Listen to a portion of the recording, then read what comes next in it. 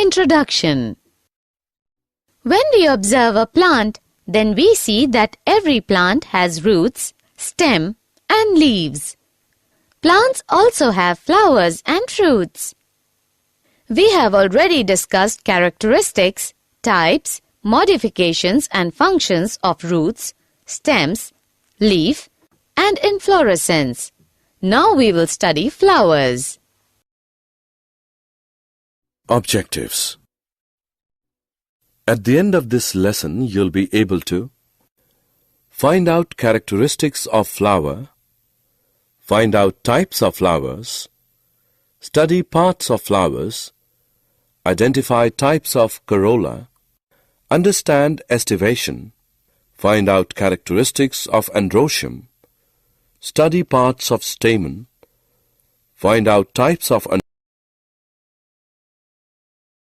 find out cohesion of stamens, study adhesion of stamens, understand attachment of anther to filament, find out characteristics of gynoecium, study parts of gynoecium, find out types of gynoecium, understand placentation. The flower. Flowers are the reproductive structures in angiosperms. A flower is defined as a modified vegetative shoot meant for sexual reproduction. The flower consists of a very short axis on which whorls of different parts arises. Usually the flower arises in the axial of a modified leaf called bract. When bracts are present at the base of the pedicel, the flower is said to be bracteate. When the flower consists of a stalk called pedicel, it is described as pedicellate. When the pedicel is absent, the flower is described as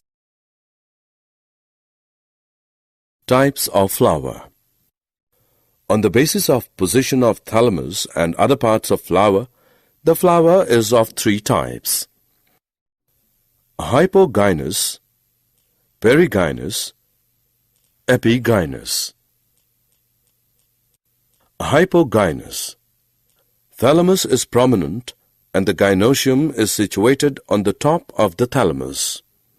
Other floral parts, that is calyx, corolla, and androecium, are situated below the gynoecium. Ovary is superior. It is regarded as primitive. Perigynous. The thalamus is flat or cup-shaped. Calyx, corolla, and androecium are attached to the tip of the cup and gynoecium at the center. Ovary is half inferior. It is regarded as intermediate between hypo and epigynous. Epigynous. The thalamus is in the form of a deep cup and the margins of the cup are fused with the wall of the ovary. Calyx, corolla, and androecium are born on the top of the ovary. Ovary is inferior. It is regarded as highly advanced condition. Parts of flower. Each flower normally has 4 floral whorls: calyx, corolla, androecium, and gynoecium. Calyx. The calyx is the outermost whorl of the flower and the members are called sepals. Generally, sepals are green, leaf-like, and protect the flower in the bud stage. The calyx may be gamosepalous, sepals united, or polysepalous, sepals free. Corolla. Corolla is composed of petals. It is the second whorl of flower. Petals are usually brightly colored to attract insects for pollination. Like calyx, corolla may be also free, polypetalous, or united, gamopetalous. The shape and color of corolla vary greatly in plants. Corolla may be tubular, bell-shaped, funnel-shaped, or wheel-shaped. Types of corolla. Tubular. Petals form a tube-like structure. Example, compositae. Cruciform. This type of corolla possesses the 4 free-float petals arranged in the form of a cross. Example, crucifery. Papilionaceous. The 5 free petals are arranged as similar to a butterfly.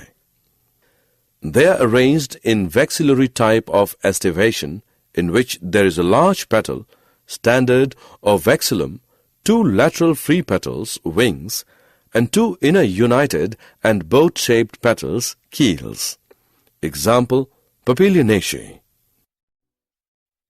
Ligulate. The ray florets of composite are arranged in the form of a tongue. Example, sunflower. Estivation. The mode of arrangement of sepals or petals in floral bud with respect to the other members of the same whorl is known as estivation. The main types of estivation are valvate, twisted, imbricate, and vexillary. Valvate is when members of calyx or corolla are just in contact with each other but not overlapping. Example, Calotropis, it is said to be valvate. Twisted is when one margin of the member of calyx or corolla is overlapped and the other margin is overlapping the next member. The estivation is called twisted. Example, China rose, lady's finger, and cotton, etc. Imbricate is when both the margins of one member of calyx or corolla are overlapped and both the margins of other member are external and remaining are twisted in nature. Estivation is called imbricate. Example, cassia, gulmohar, etc. It may be of 2 types: ascending imbricate, descending imbricate. Ascending imbricate is when posterior member is internal and overlapped by lateral members, which in their turn are overlapped by anterior members. Example, sisal pinioides. Descending imbricate or vacillary is found in pea and bean flowers. There are 5 petals. The largest, standard, overlaps the 2 lateral petals, wings, which in turn overlap the 2 smallest anterior petals, keel. This type of estivation is known as vexillary or papilionaceous. Quincuntial is when the margins of 2 members of the calyx or corolla are both external and of the 2 members are internal, and of one member is one margin internal and one margin external, then it is called quincuntial. Example, pseudium and punica, etc. Androecium. Androecium is the male reproductive part and constitutes the 3rd whorl in the flower. It is formed of 1 to many stamens. Each stamen consists of a filament and an anther at its tip. Each stamen which consists of a stalk or a filament and an anther. Each anther is usually bilobed, and each lobe has 2 chambers, the pollen sacs. The pollen grains are produced in pollen sacs. A sterile stamen is called staminode. A typical stamen has 3 parts: filament, anther, connectives. Each stamen generally has a stalk called filament.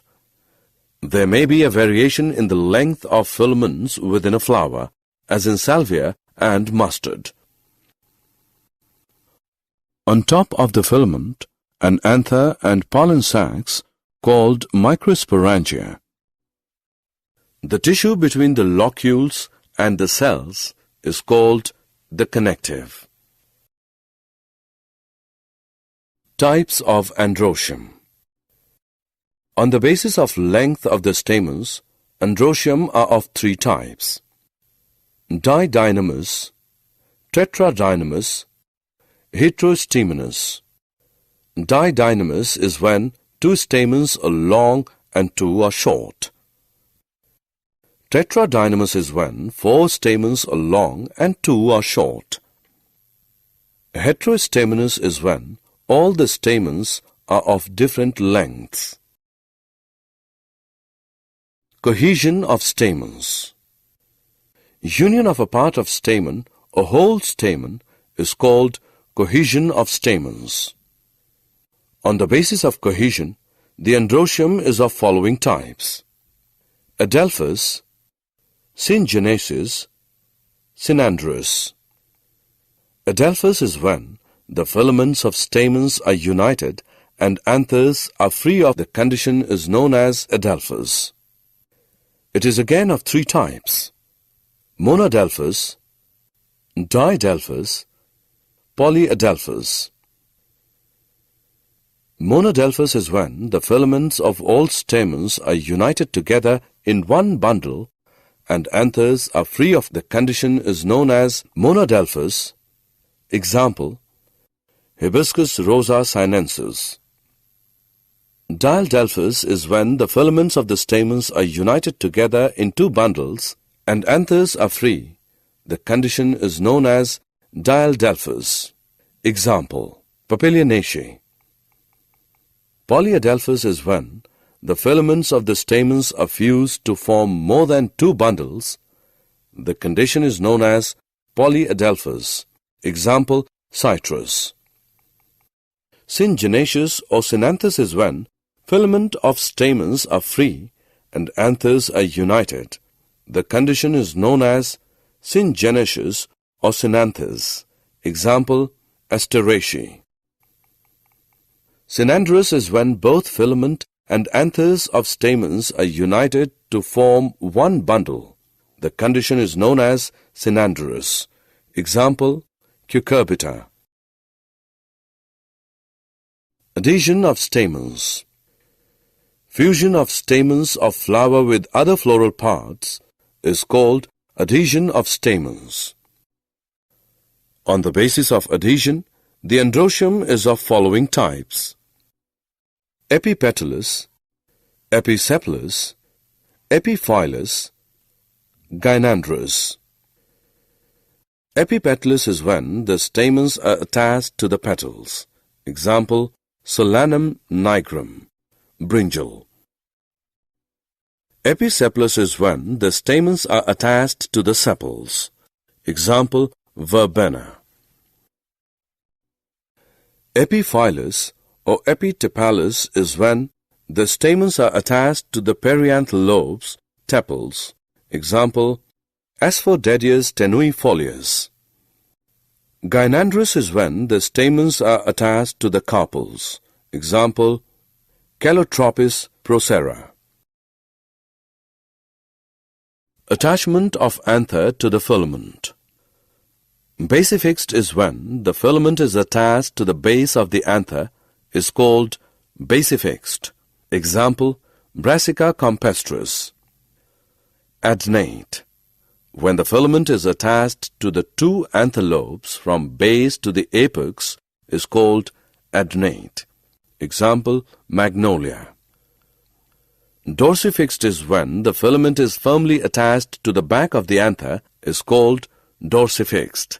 Example: Passiflora.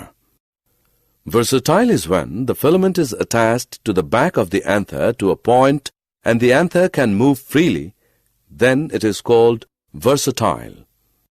Example: grass. Gynoecium.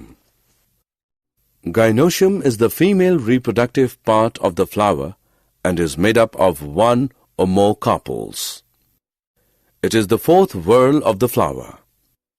It is situated terminally on the thalamus. Gynoecium or pistils are composed of 1 or more carpels, which is the female reproductive organ of the flower. A carpel is a modified leaf folded on the ventral suturae. Margins are fused together. Midrib portion is known as the dorsal suturae. Ovules are attached on the placenta, which usually developed on the ventral suturae. After fertilization, the ovules develop into seeds and the ovary matures into a fruit. Parts of gynoecium. A carpel consists of 3 parts: stigma, style, ovary. The stigma is usually at the tip of the style and is the receptive surface for pollen grains. It is situated on the top of the ovary. It is a long, slender structure which develops from the upper part of the ovary. The style connects the ovary to the stigma. The styles are of 3 types: terminal or apical, lateral, gynobasic. Terminal or apical is condition when the style is usually situated on the top of the ovary and in line of the ovary. Example: Solanum, Hibiscus rosa sinensis. Lateral is condition when in some flowers where ovary bends on one side so that the style appears to be arising from the lateral side. Example: mango. Gynobasic is condition in labiate where the ovary is 4-lobed and the style appears to be arising from the depression between the lobes. Example: Ocimum sanctum. Ovary is the lowermost swollen part of the gynoecium, which contains 1 or more ovules attached to a flattened, cushion-like placenta. Ovary is a modified leaf, may be unilocular, bilocular, or multilocular. Types of gynoecium. Depending on the number of carpels present, gynoecium is of 3 types: monocarpellary, bicarpellary, polycarpellary. When gynoecium has only 1 carpel, then it is called monocarpellary. Example: pea, leguminosae. When gynoecium has 2 carpels, then it is called bicarpellary. Example: Solanaceae, cruciferae. When gynoecium has more than 2 carpels, then it is called polycarpellary. Example: Malvaceae. Depending on the state of carpels, gynoecium is of 2 types: apocarpus, cynocarpus. When more than 1 carpel is present, they may be free and are called apocarpus. Example: lotus and rose. When carpels are fused, they are termed cynocarpus. Example: mustard and tomato. Placentation. The arrangement of ovules within the ovary is known as placentation. The placentation are of different types: marginal, axial, parietal, basal, central, free central, superficial. In the marginal placentation, gynoecium is monocarpellary, multicarpellary, and apocarpus. Ovary is unilocular. The ovules are born in 1 or more rows on the placenta situated on the ventral suturae. Example: leguminosae. In the axial placentation, gynoecium is bicarpellary to multicarpellary and syncarpus. Ovary is multilocular. The margins of the individual carpel project inwards and then fuse together so that the ventral suturaes are placed along the axis. There are usually as many chambers as the carpels. Example: Malvaceae. In the parietal placentation, gynoecium is bicarpellary or tricarpellary and syncarpus. Ovary is unilocular. Sometimes it may be bilocular due to the development of false septum. The placenta is born on the fused margins of the adjacent carpels, thus the ovule are born in the periphery of the ovary. Example: cruciferae. In the basal placentation, gynoecium is bicarpellary and syncarpus. Ovary is unilocular. The placenta develops at the tip of the thalamus at the base of the ovary.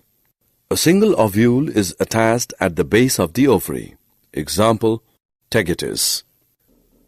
In the free central placentation, gynoecium is multicarpellary and syncarpous.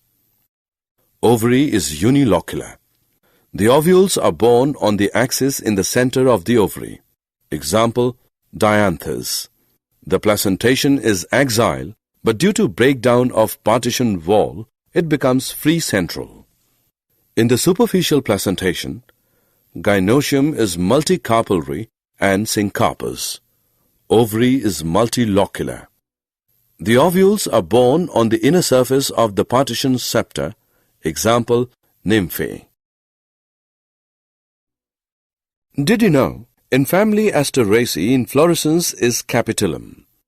Stamens are syngenaceous in composite family. Gynoecium in family Cruciferae is bicarpellary, syncarpous, superior and unilocular, but it becomes bilocular due to false septum called rhapllum. Summary. Let us summarize what we have learned. A plant having butterfly-shaped flowers with one standard, two wing-like algae and two keel-shaped petals belong to Fabaceae. The example of trimerous, unisexual flower is Coccus nucifera. Didelphous stamens are characteristic of Fabaceae. Tetradynamous condition is found in Brassica campestris. Family Cruciferae has bimerous flowers, 6 stamens, bicarpellary gynoecium. Trimerous flowers, superior ovary and axile placentation are characteristic of Liliaceae. Pentamerous, actinomorphic flowers, bicarpellary ovary with oblique septa are characteristic features of Solanaceae. A flower which can be divided into the halves in only one vertical plane is called zygomorphic. Tetradynamous androecium is found in mustard. Synandrous condition is the fusion of both filaments and anthers. Cyanthium is characterized by single female flower surrounded by many male flowers and have involucres of bracts enclosing all flowers. Monothecous anther is characteristic of Malvaceae. Gynobasic style is characteristic feature of Laminaceae. Bicarpellary syncarpous inferior ovary is found in Cypsela. The order of opening of floral parts from the periphery towards the center is called centripetal. Glooms represent bracts. Smallest flower is Wolfia.